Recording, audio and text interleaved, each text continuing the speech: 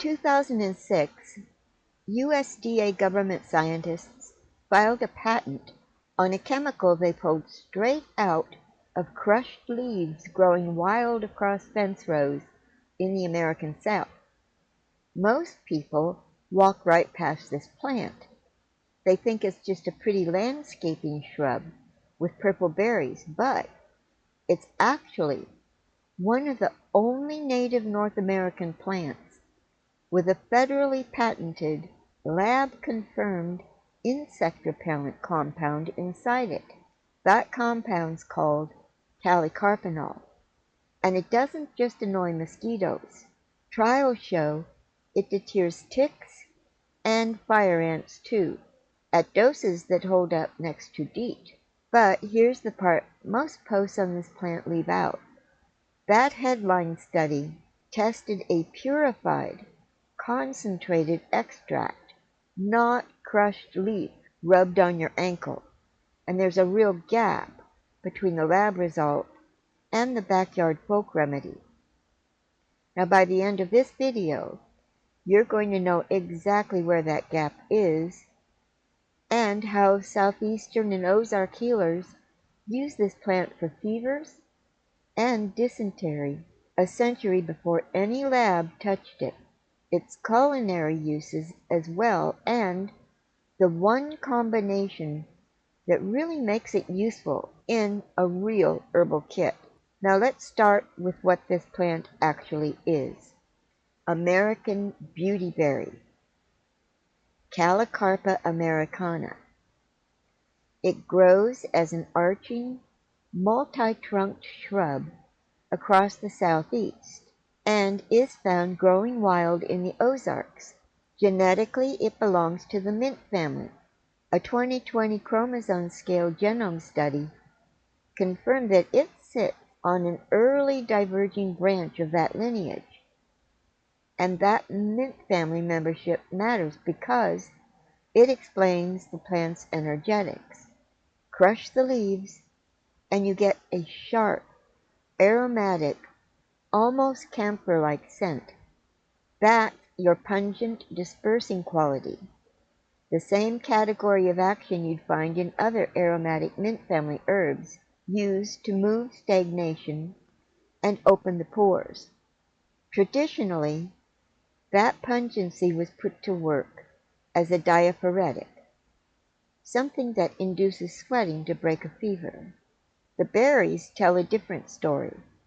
Ripe, they're mildly sweet up front, then distinctly astringent and musty on the finish. That astringency is tannin content, doing exactly what tannins do, toning and tightening tissue. Historically, Choctaw and Creek healers used root and leaf bark decoctions as sweat-inducing fever remedies for malaria-like illness and, separately, as an astringent treatment for dysentery and stomach complaints. Two different tissue states, two different plant parts from the same shrub. Now let's move on to the modern research. The insect repellent story starts with a USDA-Rs botanist, Charles Bryson. He grew up watching his grandfather tuck crushed beautyberry branches into horse harnesses in Mississippi's hill country to keep deer flies and mosquitoes off the animals.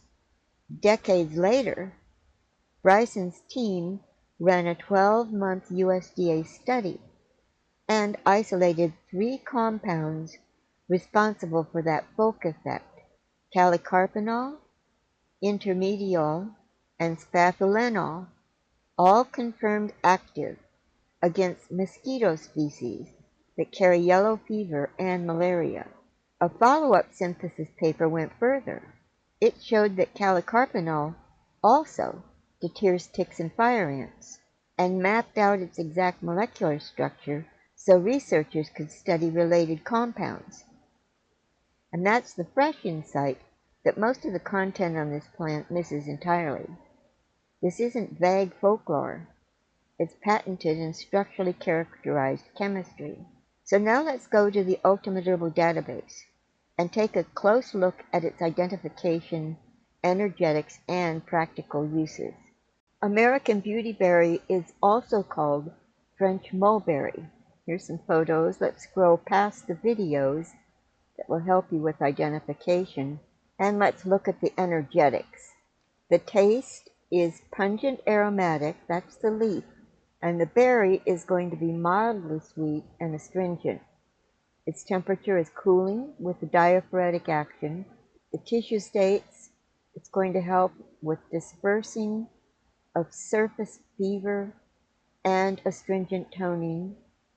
Its organ affinities are the skin, digestive tract, traditionally fever and blood in the southern folk terms, and of course the mint family. Now the identification is important. We need to differentiate between Callicarpa americana, that's our American beautyberry, and two other beautyberries that are commonly sold in nurseries that are not substitutes for the real thing. Now here's your quick identification takeaway. If the leaves are big and the berries form large, chunky clusters, it's Callicarpa americana. If the plant is smaller, with tighter nodes and daintier berry clusters, it's Callicarpa dichotoma. And if the leaves are more elongated and the plant looks looser and more open, it's Callicarpa japonica. So here is our American beautyberry. The key ID features are it has a large, broad, soft textured leaf. The berry clusters on this plant are big, chunky clusters at the leaf axils. It's going to be 4 to 6 feet normally, and under ideal conditions, even up to 8 to 10 feet. In the Ozarks, I've seen it generally around 4 to 6 feet. It has long arching branches with a kind of overall loose and sprawling look. The berry color is purple, and it likes to grow in light shade woodland edges in the understory. It looks big, soft, and native. The berry clusters look like fat bracelets around the stem. Now compare that to the purple beautyberry, Callicarpa dichotoma. In this case, the leaves are smaller. The nodes are closer together, giving a compact look. The berry clusters are going to be smaller, tighter, and more delicate clusters. It's going to be around 3 to 5 feet tall and wide, but smaller overall. The branching is more compact and rounded shape. The berry color is often brighter and more of a neon purple. It's going to look tidy, compact, and garden ornamental. And the berry clusters are going to look like tight little beads. Then we've got the Japanese beautyberry. Remember, these are sold in nurseries as landscaping plants. This is an Asian species. Its leaves are more elongated and sometimes slightly narrower. It's going to be 4 to 6 feet tall, similar in height to americana, but less sprawling. The branching is more open and airy than dichotoma and less compact. The berry clusters are medium-sized, not as chunky as americana, and not as tight as dichotoma. Its overall look is elegant, with longer internodes than dichotoma.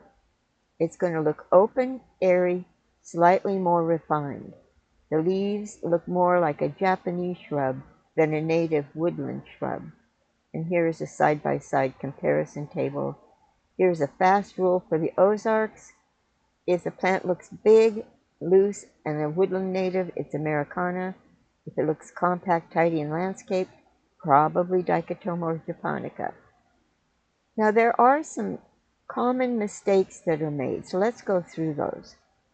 The first mistake is a dose mismatch. Creators online often show someone crushing leaves and rubbing them on their arm and cutting straight to the USDA-proven mosquito repellent full stop. The isolated compound works at lab concentrations that you cannot replace by hand crushing a leaf. It likely still helps some, but don't expect lab-grade protection. And in just a bit, I'll show you one preparation you can make that will give you more protection than just rubbing the leaf. Don't skip real repellent in tick season. The next mistake is genus confusion. A lot of the impressive Callicarpa research circulating online, like it being anti-inflammatory, cardioprotective, antioxidant studies, was done on different species. It was done on Callicarpa nudiflora or Callicarpa macrophylla. If you want to see those, you can just click on those links. Those are Chinese and Southeast Asian relatives that are used in traditional Chinese medicine. It's a related genus and related chemistry in broad strokes, but not Callicarpa americana. Remember this, pharmacology doesn't transfer species to species. And then, of course, nursery mix-ups. The purple-berried shrub in a lot of ornamental landscaping is Callicarpa dichotoma or Callicarpa japonica. Those are Asian species bred for compact garden habitat.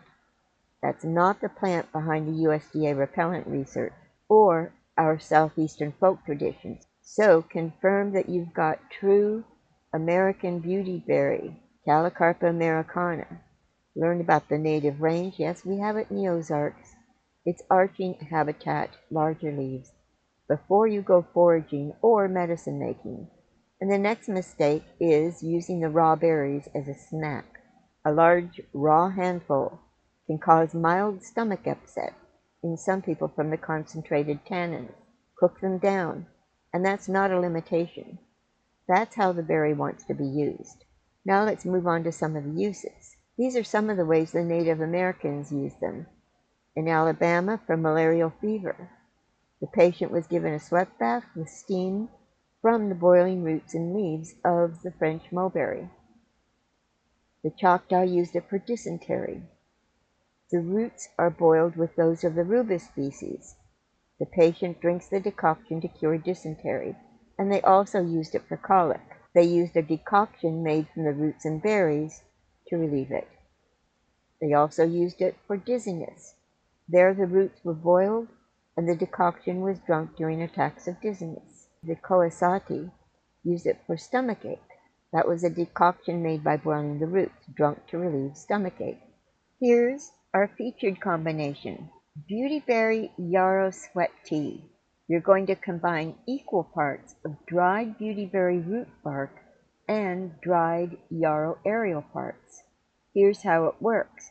The yarrow supplies well-documented diaphoretic action, such as amphoteric circulatory effects on the surface vessels, and beautyberry contributes its traditional southern febrifuge use and a milder, grounding pungency that rounds out yarrow's bitterness.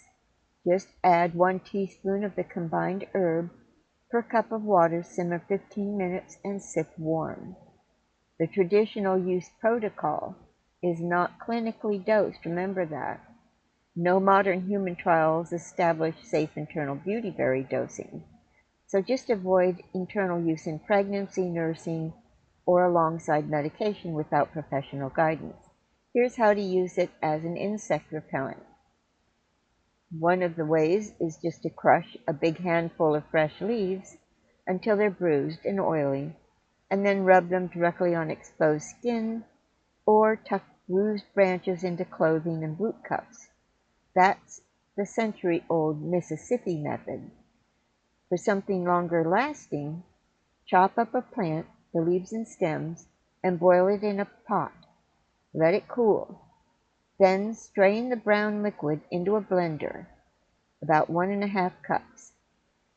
In a separate pot, warm some organic neem oil, about a cup, with an ounce of beeswax till melted. Then turn the blender on and pour in the oil mixture very slowly until it becomes a cream. Or you could just simmer fresh leaves in a neutral oil, like olive or jojoba, for about 30 minutes on low heat, strain and bottle, as a leg and ankle rub before working outside. Now remember, there's no standardized potency for raw crushed leaf. And then we have a fever protocol. The fever protocol, straight out of Southeastern tradition, is simmering a decoction of the root bark or dried leaf, taken warm, used to bring on sweat during malaria-like fevers, such as yellow fever, and it can be used for digestive astringency. That would be a weaker decoction of the leaf, taken in small frequent sips. That was traditionally used for upset stomachs and dysentery-type complaints. Again, it's about the tannin. Now, what about using it in the kitchen? Let's take a look at our American Beautyberry recipes. American Beautyberry has many more culinary uses than just jelly, and its flavor becomes more interesting once cooked, opening the door to syrups, sauces, wine, baked goods, cocktails, and savory applications. Beautyberries are astringent and bland when raw, but when cooked with sugar or acid, they develop a floral, elderberry-like, slightly tart flavor that works in a wide range of recipes. Here's a recipe for the jelly. But let's look what else we can do with it. You can make beautyberry syrup to use on pancakes, ice cream, yogurt. The concentrated juice is excellent for syrups and sauces. You can even make beautyberry wine, beautyberry sauce, which could make a nice glaze for poultry or drizzle on cakes and cheesecakes. Here are some beautyberry dessert ideas and a link to take a closer look. These demonstrate that beautyberries pair well with apples, lemon, oats, and warm spices. You can make cocktails, smoothies, and teas, beautyberry crumbles, and baked goods. And here are some beautyberry savory pairings. They're less common but possible. They can be used similarly to cranberry glazes, elderberry sauces, and tart berry reductions for game meats. The flavor profile. Cooked beautyberries are described as floral, slightly tart, elderberry-like, mildly sweet, and of course astringent unless cooked with either sugar or acid. So they're ideal for acid-balanced recipes with lemon, apple, vinegar, sugar-based recipes such as syrups, jams, and desserts, and alcohol infusions with things like vodka and wine.